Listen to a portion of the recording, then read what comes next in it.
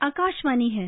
प्रस्तुत है कार्यक्रम सुर्खियों में। इसके अंतर्गत आज सुनिए कोरोना वायरस संक्रमण पर जयपुर के सवाई मानसिंह चिकित्सा महाविद्यालय में प्रोफेसर डॉक्टर रमन शर्मा से आकाशवाणी संवाददाता नवीन सक्सेना की बातचीत।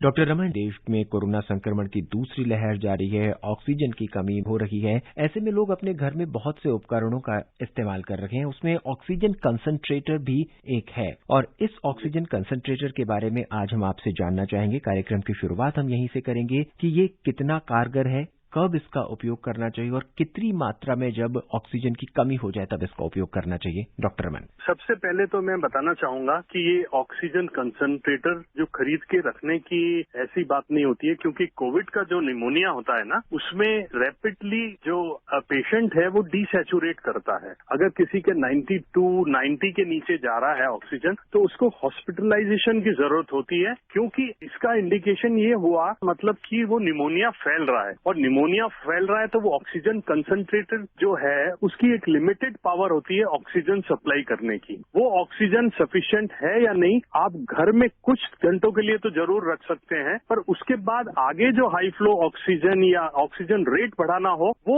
ऑक्सीजन कंसंट्रेटर काम नहीं कर सकता। इसी तरह से ऑक्सीजन कंसंट्रेटर उन लोगों के लिए जरूरी हो सकता है कि सीओपीडी के मरीज हो। कोविड निमोनिया के लिए मैं कहूंगा कि ऑक्सीजन कंसंट्रेटर भी अगर रखना है तो लो ग्रेड अगर ऑक्सीजन फॉल हुआ है तो उनके लिए कुछ टाइम के लिए हो सकता है। बट आपको अल्टीमेटली अगर निमोनिया ज्यादा बढ़ गया है, ऑक्सीजन की ज्यादा जरूरत है, तो आपको हॉस्पिटल जाना ही पड़ेगा। हॉस्पिटलों में आपने सही बताया कि ऑक्सीजन की कमी है, उसको दूर किया जा रहा है। राज्य स्तर पर और राष्ट्रीय स्तर पर दोनों तरफ से पूरी ताकत लगाई जा रही कि ऑक्सीजन की जो है सप्लाई पूरी तरह से हो। तो ऑक्सीजन का जो रोल है घर पे कोविड निमोनिया में इतना नहीं है। डॉक्टर रमन, देखा गया है कि कोविड के किसी पेशेंट को निमोनिया हुआ है या फेफड़ों में संक्रमण हुआ है, अस्पताल में उसको भर्ती कराया गया है। कुछ ट्रीटमेंट के बाद उसका जो ऑक्सीजन का स्तर है वो 95% तक आ जाता है और फिर उसको अस्पताल से छुट्टी दे दी जाती है। ऐसे में घर पर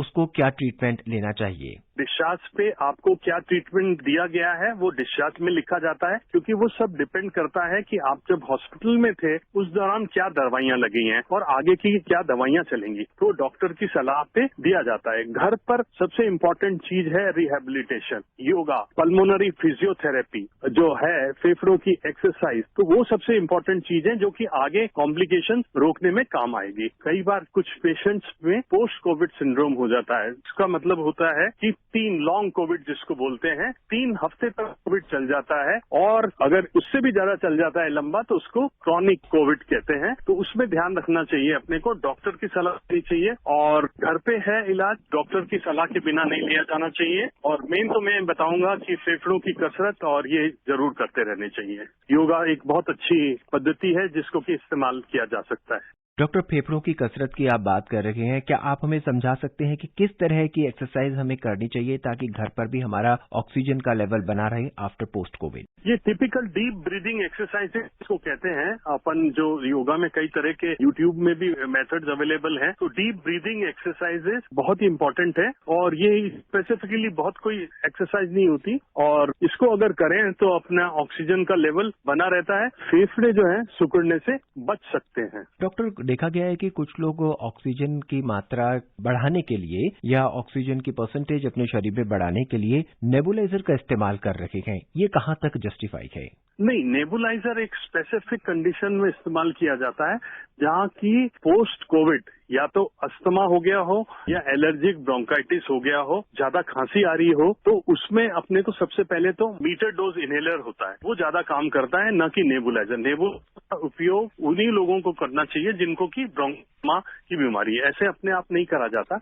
और पहले से अगर किसी को ब्रोंकियल अस्थमा है तो वो नेबुलाइजर का इस्तेमाल कर सकता है। ये ऑक्सीजन बढ़ाने के लिए नहीं होता, बल्कि इसमें स्टीरोड होता है और ब्रोंकोडायलेटर होते हैं जो कि फेफड़ों को थोड़ा सा चौड़ा कर सकते हैं, फेफड़ों को एक्सपेंड कर सकते हैं, पर उनमें ही जरूरत होती है जिसमें कि स्पाज्म हुआ हुआ जो एयरवे जो है सिकुड़ा हुआ हो, रिवर्सिबल हो, उसके लिए इस्तेमाल किया जा सकता है, न कि ऑक्सीजन को सुधारने के लिए। डॉक्टर शर्मा, एक प्रश्न और हमारी चर्चा में शामिल हो रहा है कि अक्सर देखा जा रहा है कि कोरोना से बचने के लिए लोग एंटीबायोटिक दवाएं ज्यादा से ज्यादा ले रहे हैं, ये कहाँ तक सही है? देखिए, ये मैं बताया बताना चाहूंगा कि कोविड जो इन्फेक्शन है इसको 85% जो है माइल्ड इन्फेक्शन ही होता है, एसिम्प्टोमेटिक होता है, और 15% में ये जरूरत हो सकती है कि ऑक्सीजन की रिक्वायरमेंट हो और मॉडरेट टू सीवियर इलनेस में पेशेंट चला जाए, सिर्फ 15%। तो 85% तो जिसमें एसिम्प्टोमेटिक मतलब इनमें कोई सिम्टम्स ही नहीं है वो भी इंक्लूडेड है, तो वहां दवाई की जरूरत नहीं होती है, सिर्फ पैरासिटामोल। सिम्प्टोमेटिक जो घर में अपन बुखार में अब सब जानते हैं कि पैरासिटामोल की गोली, अच्छा खाना, हेल्दी फूड, हाइड्रेशन, अच्छा जूस,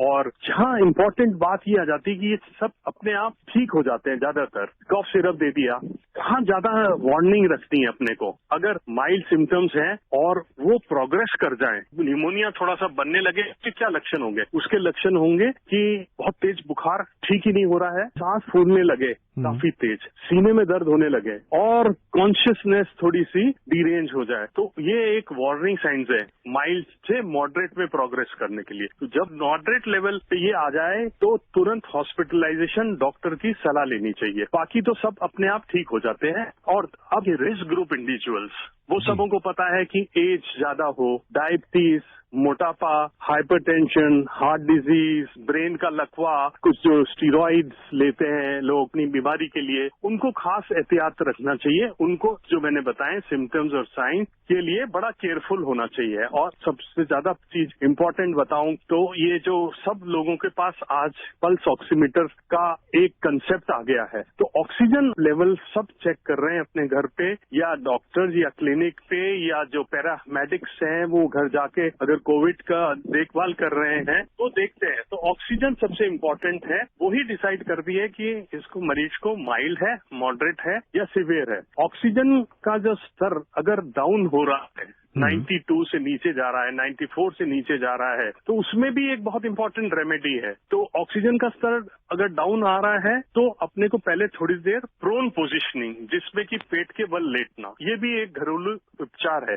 ये पोस्ट कोविड में भी काम आता है। डिस्चार्ज होने के बाद जिनको उल्टा लेट के काफी देर तक वहां रहे प्रोन पोजिशनिंग में, पेट के बल 45 मिनट्स तक रहे, फिर राइट लेटरल, फिर लेफ्ट लेटरल, मतलब करवट में रहे, और उसके बाद बैठ भी सकते हैं। एक तो ये चीज हो गई, इससे ऑक्सीजन का स्तर सुधरता है और ये काफी कारगर है इसमें। तो ऑक्सीजन देखना, ऑक्सीजन फॉल हो रहा है और या सिम्टम्स मैंने बताए कि सांस फूलने लगे, एकदम सीने में दर्द होने लगे और आगे बुखार ठीक ही नहीं हो रहा हो बिल्कुल, तब अपने को हॉस्पिटल जाना चाहिए। कोरोना संक्रमण से ठीक हुए 10 दिन से ज्यादा हो गए हैं, लेकिन बीच बीच में कभी कभी सूखी खांसी आती है और इस दौरान काफी परेशानी भी महसूस होती है। कौन सी दवा लूं जिससे खांसी ठीक हो जाए? कोविड इन्फेक्शन एक वायरल इन्फेक्शन है, चाहे गले में हो, चाहे निमोनिया टाइप हो, हल्का निमोनिया भी हो, उसके बाद खांसी रह सकती है। तो इसको पोस्ट कोविड ब्रोंकाइटिस बोलते हैं, एलर्जिक ब्रोंकाइटिस बोलते हैं। तो डॉक्टर की सलाह से अभी जो कंडीशन आया है वो इनहेलर्स का है, स्टीरॉइड इनहेलर यूज कर सकते हैं अगर इस तरह से है तो। स्पेसिफिकली मैं बताना चाहूँ तो ब्यूटेसोनाइड इनहेलर्स हैं, वो यूज कर सकते हैं, पर वो डॉक्टर की सलाह के बाद है। डॉक्टर, अब आप हमारे श्रोताओं को क्या बताना चाहेंगे ताकि हम कोरोना से दूर रहें, और अगर हो भी जाए तो हम इसे किस तरह से नियंत्रण करें? अपने को कोविड एप्रोप्रिएट बिहेवियर अपनाना है और अच्छे साफ सुथरे कमरे रखने हैं, खिड़कीदार कमरे हों, दरवाजा खुला हो, वेंटिलेशन प्रॉपर हो, और जल्दी से जल्दी आपका नंबर आया। वैक्सीन में कोई हेजिटेंसी न रखें, ये वर्ल्ड ओवर प्रूव हो चुका है, साइंटिफिक रिसर्च है, वैक्सीन बिल्कुल सेफ है, मृत्यु दर को कम करता है, देश की जो संक्रमण दर है उसको कम करता है। जैसा कि इजराइल, यूके में देखा कि वैक्सीनेशन 48% से ज्यादा में हो गया, तो वहाँ एकदम से कोरोना शांत हुआ है। तो यही मैसेज देना चाहूंगा। डॉक्टर रमन, इस कार्यक्रम में जुड़ने के लिए और जिज्ञासाएं शांत करने के लिए आपका बहुत बहुत धन्यवाद। Thank you very much. अभी आप सुन रहे थे कोरोना वायरस संक्रमण पर जयपुर के सवाई मानसिंह चिकित्सा महाविद्यालय में प्रोफेसर डॉक्टर रमन शर्मा से आकाशवाणी संवाददाता नवीन सक्सेना की बातचीत। यह कार्यक्रम आकाशवाणी के समाचार सेवा प्रभाग द्वारा प्रस्तुत किया गया। इसे आप हमारे mobile app news on AIR पर भी सुन सकते हैं। इस कार्यक्रम के संबंध में अपनी प्रतिक्रिया आप हमें ईमेल कर सकते हैं। पता है airnsttalks@gmail.com। यह कार्यक्रम फिर से सुनने के लिए लॉग ऑन करें हमारी वेबसाइट newsonair.com।